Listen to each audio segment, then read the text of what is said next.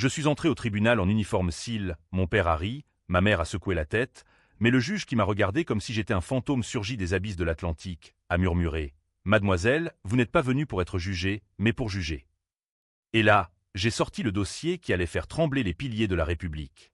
Ce n'était pas un simple procès. C'était le début de ma vengeance, un scalpel planté dans les chairs pourries de ma famille, et Dieu sait que le sang qui coulerait serait le mien autant que le leur. Paris, cette ville des lumières éternelles, m'avait toujours paru comme un théâtre masqué, où les acteurs portent des sourires plaqués sur des mensonges centenaires. J'étais né dans le 7e arrondissement, au cœur de ce bastion bourgeois où les scandales se chuchotent derrière les rideaux de dentelle. Mon nom? Appelons-moi Élise Duval, bien que ce ne soit plus qu'un écho lointain.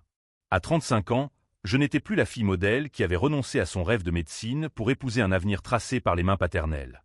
Non, j'étais devenu une ombre, forgée dans les entrailles de la Navy américaine, un uniforme cil cousu de secrets et de regrets.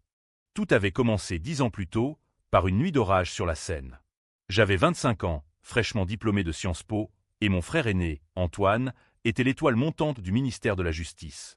Il avait ce charisme froid, ses yeux bleus qui transperçaient les âmes comme des lames de guillotine. « Élise, ma chérie », m'avait-il dit ce soir-là, en me tendant un verre de Bordeaux trop corsé, « la famille Duval ne tolère pas les faiblesses. Père compte sur nous pour perpétuer l'héritage. » L'héritage, une banque familiale impliquée dans des prêts occultes à des régimes douteux, des pots de vin glissés sous les tables des sénateurs, et un silence assourdissant sur les victimes laissées pour compte. Ce soir-là, Antoine m'avait confié un secret. Ou du moins, ce qu'il croyait être un secret. Il avait détourné des fonds de la banque pour financer une opération clandestine. Un réseau de trafic d'armes vers le Moyen-Orient, sous couvert d'aide humanitaire. C'est pour la France, Élise. Pour notre sécurité. Sa voix tremblait à peine, masquée par l'arrogance d'un homme qui se sait intouchable. J'avais ri, nerveuse, pensant à une blague. Mais quand il m'a montré les documents, des transferts bancaires signés de ma main, falsifiés avec une précision diabolique, mon monde s'est effondré. Il m'avait piégé. J'étais la bouc émissaire parfaite, la petite sœur naïve, celle qui signait sans lire, celle qui porterait le chapeau pour protéger l'empire familial. Les mois suivants ont été un cauchemar kafkaïen. Les flics ont débarqué à l'aube, menottes au poignet, flash des photographes illuminant mon humiliation. Père, avec son air de patriarche outragé, a témoigné contre moi, ma fille a toujours été impulsive. Elle a sali notre nom. Mère, effondrée dans son fauteuil Voltaire, n'a pas dit un mot. Antoine, il pleurait en audience, le frère aimant brisé par la trahison de sa cadette. J'ai écopé de 5 ans, mais grâce à des avocats hors de prix, payés par qui, je l'ignorais alors, j'en ai fait 3. 3 ans dans la prison de Fleury-Mérogis, où les murs suintent la défaite et où les nuits sont hantées par les murmures des damnés. Libéré, j'aurais dû rentrer la queue entre les jambes, supplier pour un pardon qui n'existait pas. Au lieu de cela, j'ai fui. Pas vers l'exil doré de la Côte d'Azur, mais vers les États-Unis, ce colosse aux 1000 tentacules. J'avais toujours admiré les SEAL, ces fantômes de l'océan, forgés dans la douleur et la loyauté absolue. Avec un faux passeport et les économies cachées d'une vie antérieure, j'ai atterri à Coronado, en Californie. Les recruteurs ont ri de ma silhouette frêle, de mon accent parisien chantant. Une Française en SEAL? Vous rêvez, mademoiselle. Mais j'ai insisté. J'ai rampé dans la boue, nagé jusqu'à l'épuisement, appris à désarmer un ennemi avec un simple regard. 3 ans de formation infernale, et j'étais Élise Duval, opératrice SEAL, un pseudonyme gravé dans le secret défense. Pourquoi? Pour la vengeance.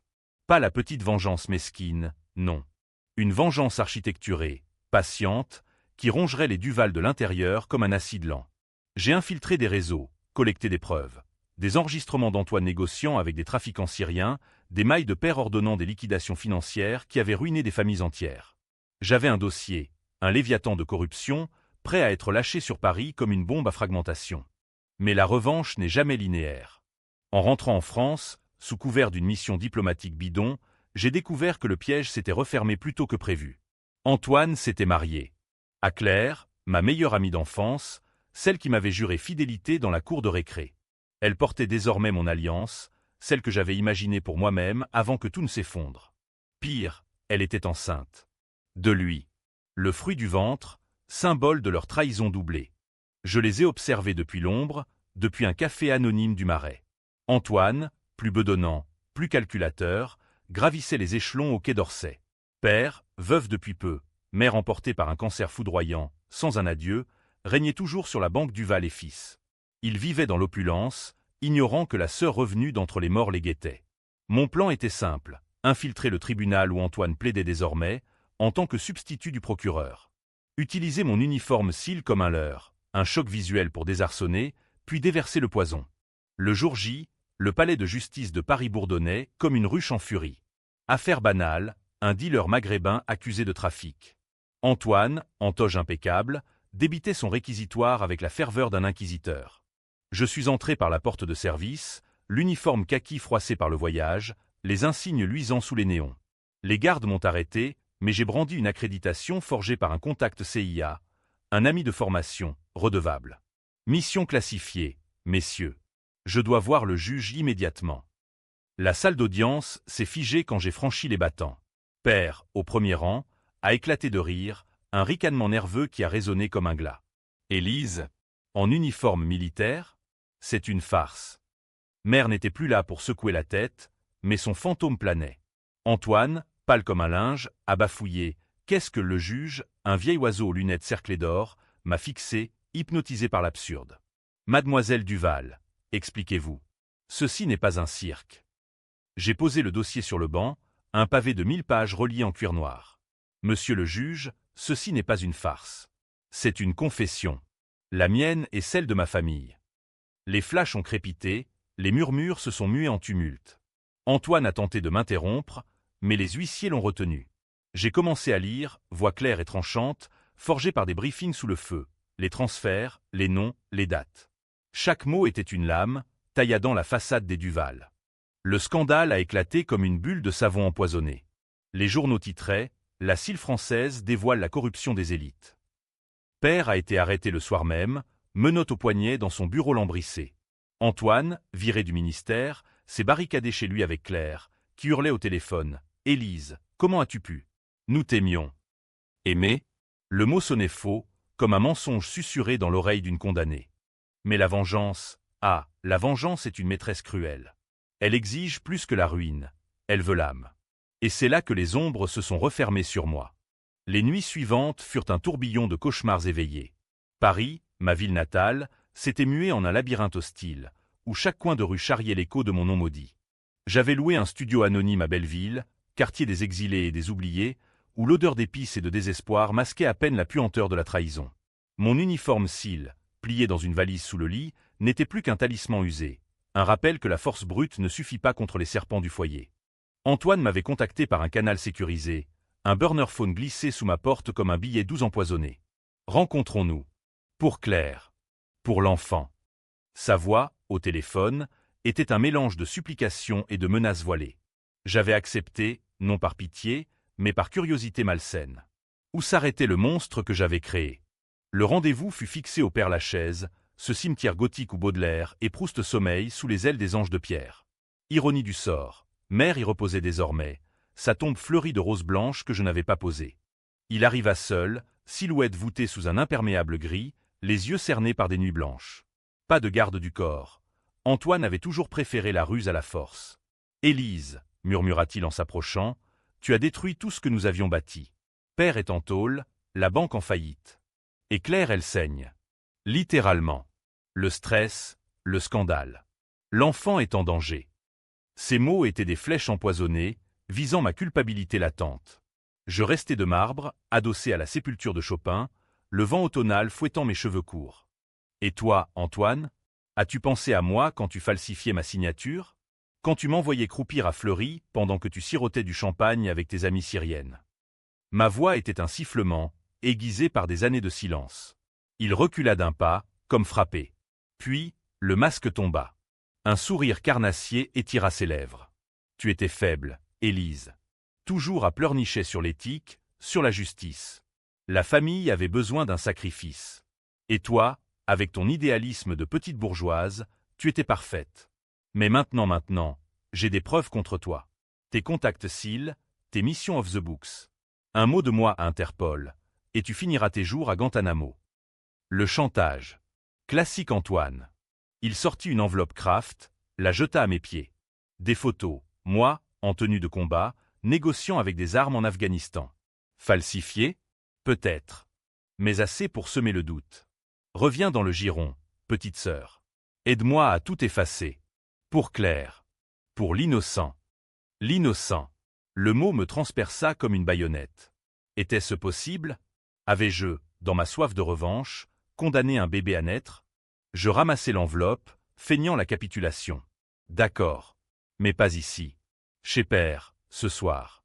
On brûlera tout ensemble. Il hocha la tête, soulagé, ignorant que c'était le piège ultime.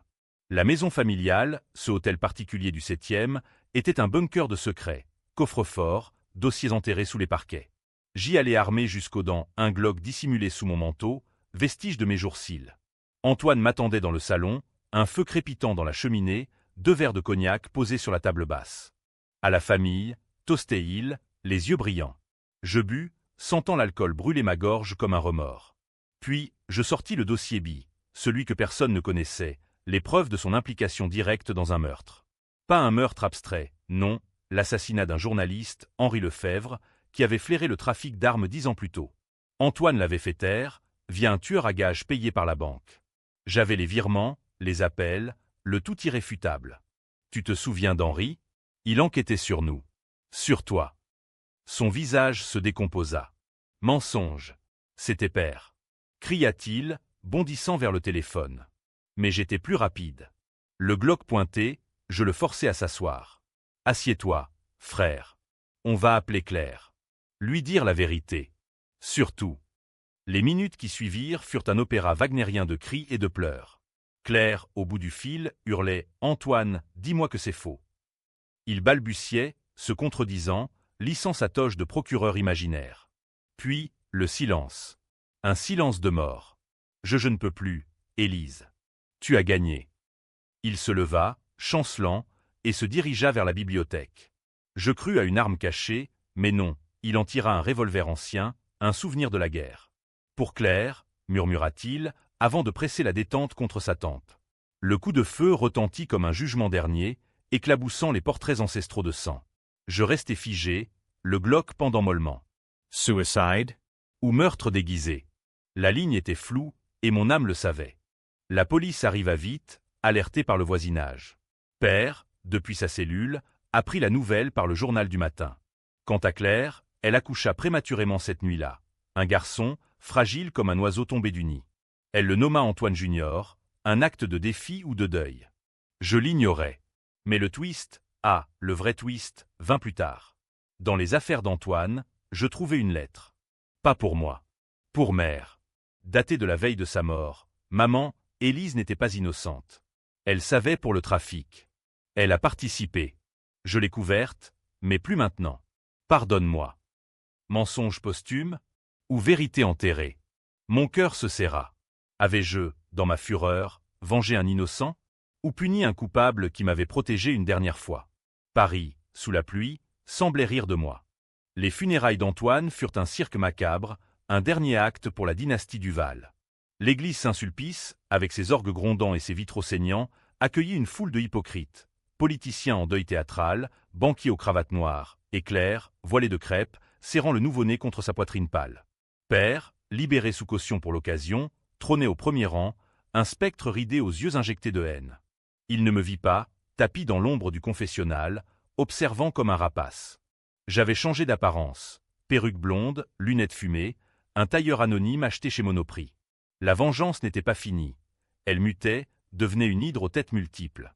Tuer Antoine avait été impulsif, un climax raté. Non, le vrai poison résidait dans la dissolution lente. Ruiner Père, briser Claire, et ce bébé qui portait le sang maudit des Duval. Était-il innocent? Ou le chaînon manquant d'une malédiction familiale? Après l'enterrement, je filai Claire jusqu'à son appartement haussmannien du 16e.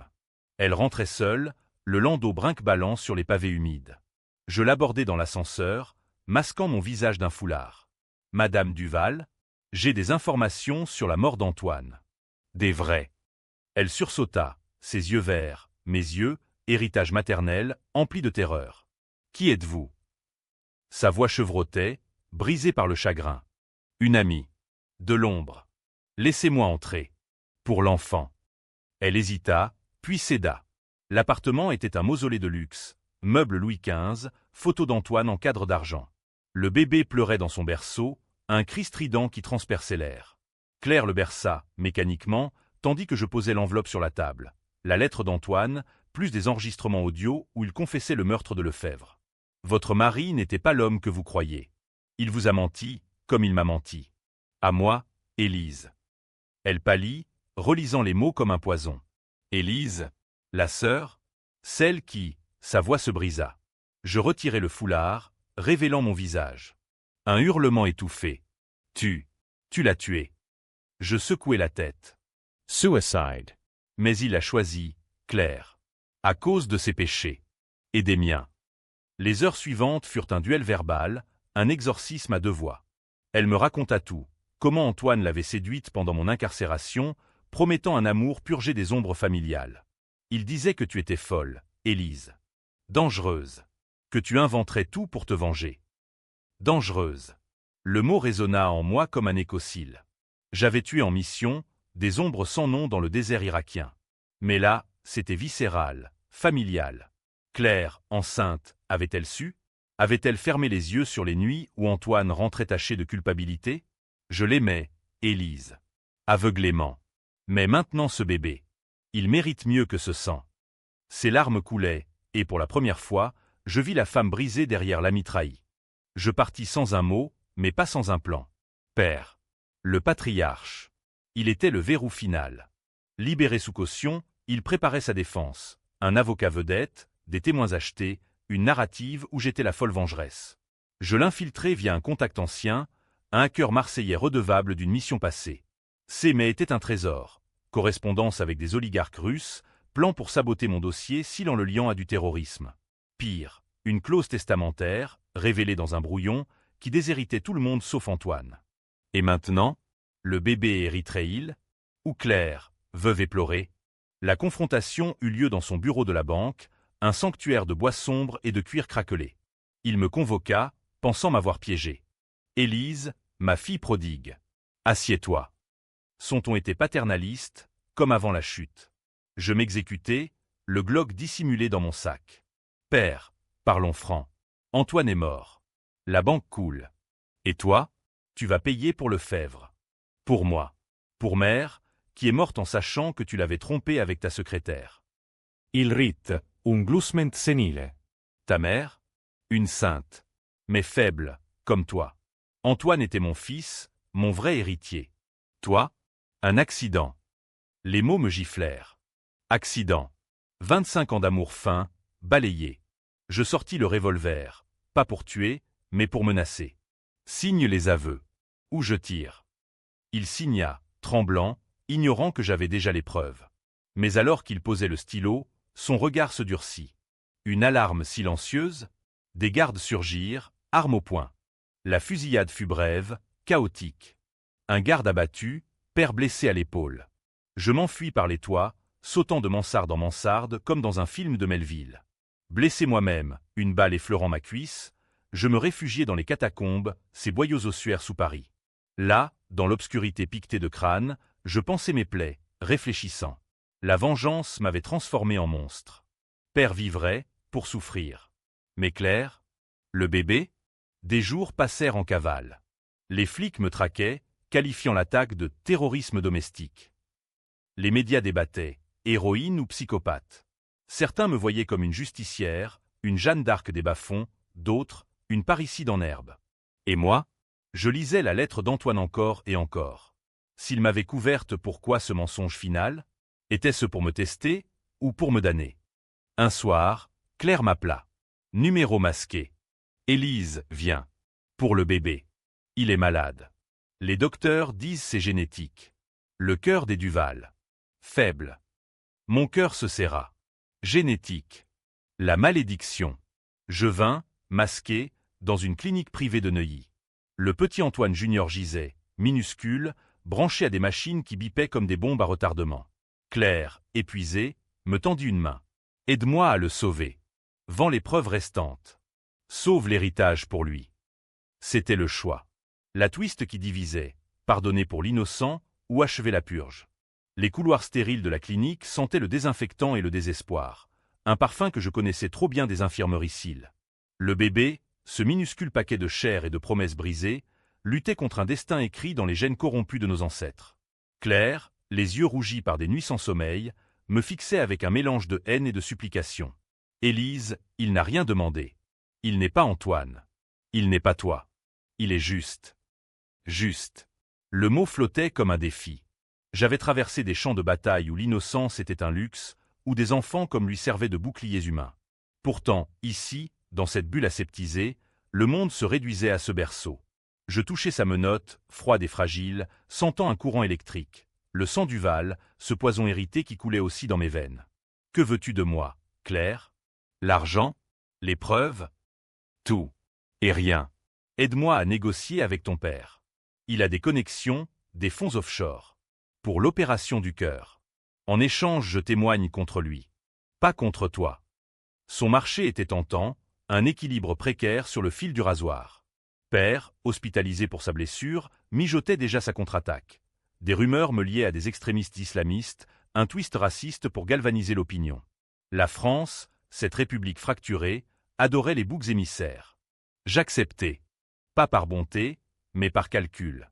Sauver le gosse me rachèterait aux yeux du monde, ou du moins, créerait le doute. Nous allâmes voir père ensemble, Claire et moi, une alliance improbable sous les néons blafards de l'hôpital Cochin. Il était alité, l'épaule bandée, un loup blessé feignant la résignation.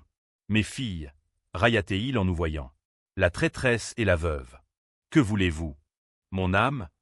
Claire parla la première, voix ferme malgré les larmes, l'enfant a besoin d'une opération. À Houston, chez les meilleurs. Vos comptes suisses. En échange, silence sur Élise. Père rit, un gargouillis humide. Silence. Après ce qu'elle m'a fait, elle a tiré sur son propre père. Ses yeux se posèrent sur moi, venimeux. Tu crois que je ne sais pas, Élise? Pour ta mission en Syrie. Tu as vendu des infos aux Américains. Sur nos alliés. Pour te venger. Le choc me cloua. Comment? Antoine? Non, pire, mère. Dans ces derniers jours, avait-elle confessé? Ou était-ce un bluff? Je sentis le sol se dérober. La vengeance, cette spirale, me bouclait sur moi-même. Signe, père. Où je publie tout. Les Russes, les armes, le meurtre.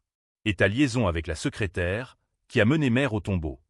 Il signa, rageur, libérant des fonds via un virement discret. L'opération fut bouquée, 500 000 € pour un cœur neuf. Mais le répit fut bref. À l'aéroport d'Orly, en escorte pour Claire et le bébé, les flics surgirent. Raid matinal, hélico vrombissant. Élise Duval, pour tentative de meurtre et trahison. Hurla un commandant. Père avait appelé les chiens. Je me débattis, un dernier sursaut cils, coup de pied, esquive, mais ils étaient trop. Menotté, jeté dans un fourgon, je vis Claire s'éloigner avec l'enfant, son regard ambigu, gratitude ou trahison. La garde à vue fut un enfer bureaucratique. Interrogatoire interminable où l'on me liait à des fantômes. Un complot anti-français, financé par la CIA. Mes supérieurs cils, contactés, niaient tout protocole standard. Seul, dans une cellule au mur suintant, je repensais à la lettre d'Antoine. Était-ce lui qui avait planté les preuves contre moi, pour me forcer à la vengeance? Ou père, le marionnettiste ultime? Le procès s'annonçait comme un cirque romain. Avocat commis d'office, une jeune idéaliste nommée Sophie, qui croyait en ma cause. Madame Duval, vous êtes une survivante. Une femme contre l'establishment. Survivante. Oui. Mais à quel prix? Les audiences commencèrent sous un ciel de plomb, le palais de justice cerné par des manifestants. Féministes scandant « Justice pour Élise ». Conservateurs hurlant « Traîtresse ». Père témoigna en premier, un martyr bandé. Ma fille est folle. Influencée par des extrémistes. Claire suivit, jurant sur la Bible, Élise a sauvé mon fils. Mais elle a tué mon mari. Ambiguïté parfaite, divisant l'opinion. Les médias en raffolaient, la vengeance des Duval, héroïne ou monstre. Moi, au banc des accusés, en civil gris, je gardais le silence, attendant le twist. Il vint lors de l'audience fatidique. Sophie présenta la lettre d'Antoine, authentifiée par expertise. Lecture à voix haute, Élise n'était pas innocente mais je l'ai couverte. Le tribunal explosa. Père blêmit, Claire sanglota. Puis, le clou, un enregistrement caché, exhumé des coffres de la banque. La voix d'Antoine. Père, Élise c'est pour Lefebvre. Laisse-la porter le chapeau. C'est le seul moyen. Aveu total. Le procureur, ébranlé, demanda un ajournement. Libéré sous caution, grâce au fonds restant, je sortis dans la nuit parisienne, un fantôme parmi les fantômes. Père arrêté pour obstruction, Claire en retraite avec le gosse opéré, guéri. Mais la victoire? Amère. J'avais gagné la bataille, perdu la guerre de l'âme. Les quais de Seine, sous un crachin tenace, étaient mon refuge post-procès. Paris, cette putain infidèle, m'avait recraché, marqué au fer de l'infamie. Les charges contre moi? Abandonnées, faute de preuves solides après l'aveu d'Antoine. Père croupissait à la santé, attendant un jugement qui le consumerait. Claire avait fui vers la Provence, emportant le petit Antoine Junior vers un avenir incertain, loin des ombres du 7e. Elle m'avait écrit une lettre, simple et poignante, merci pour son cœur. Mais le mien est brisé. Ne reviens pas. Ne reviens pas. L'exil, encore. Mais cette fois, pas en fuyant. En choisissant. J'avais vendu les dernières preuves. Pas pour de l'argent, mais pour un passeport vierge. Vers où? Les États-Unis, peut-être, pour reprendre du service SEAL, laver mon honneur dans le feu des missions. Ou l'Australie, terre d'oubli. Non. Paris m'avait forgé. Elle me garderait captive. Le twist final, celui qui hante encore mes nuits, survint des semaines plus tard. Un paquet anonyme, livré à mon studio de Belleville. La lettre d'Antoine, originale, tachée de sang séché. Et une note, de la main de père, tu n'étais pas un accident, Élise. Tu étais le sacrifice prévu dès ta naissance. Antoine le savait. Mère aussi. Mais maintenant, tu es libre. Ou maudite. Choisis. Libre. Maudite. Les mots dansaient comme des spectres. Je brûlais tout ce soir-là, dans un brasero improvisé sur le balcon. Les flammes léchèrent le papier, libérant une odeur de passé calciné. Regardant les braises, je compris. La vengeance n'était pas une ligne droite, mais un cercle vicieux. J'avais gagné titaille chaud Antoine, comme il avait fait pour père. Et le bébé? Il porterait le fardeau, innocent ou non. La France, avec ses guillotines oubliées et ses révolutions inachevées, tolérait les monstres comme nous. Étais-je héroïne? Pour les féministes qui m'envoyaient des fleurs anonymes, oui. Pour les traditionalistes qui me maudissaient dans les éditos du Figaro, non. Le débat faisait rage aux terrasses des cafés. Élise Duval, justicière ou parricide. J'aimais ça. La controverse se scelle sur la plaie ouverte de la société. Aujourd'hui, je marche incognito dans les rues de Montmartre, un café noir à la main, observant les touristes ignares. Mon uniforme SEAL, enterré dans les catacombes, avec les os des rois. Ma prochaine mission? Peut-être écrire un livre, exposer les entrailles des Duval pour que le monde juge. Ou disparaître, laisser le silence avaler le reste. Mais une chose est sûre, la vengeance n'a pas de fin heureuse. Elle est UAM, tendue comme un arc bandé, prête à rompre. Et si je revenais? Si je sauvais le petit Antoine d'une malédiction qu'il ignore? Ou si je l'entraînais dans la spirale, pour clore le cycle? Le choix reste ouvert. Comme Paris, éternel et impitoyable. Et moi, Élise Duval, je suis son fantôme.